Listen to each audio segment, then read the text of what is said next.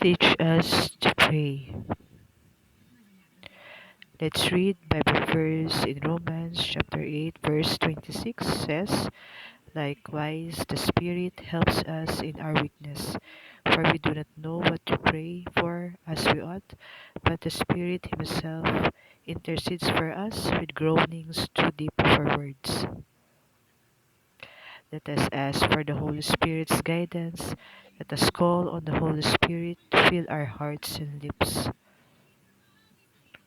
Bible verse in Romans chapter 8 verse 27 says, "And he who searches hearts knows what is the mind of the Spirit, because the Spirit intercedes for the saints according to the will of God." The Spirit intercedes for us and he groans what we cannot put into words.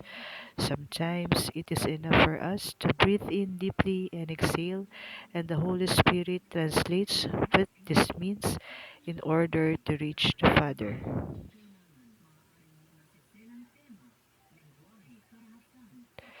Lord, may the Holy Spirit fill us as we pray. Amen.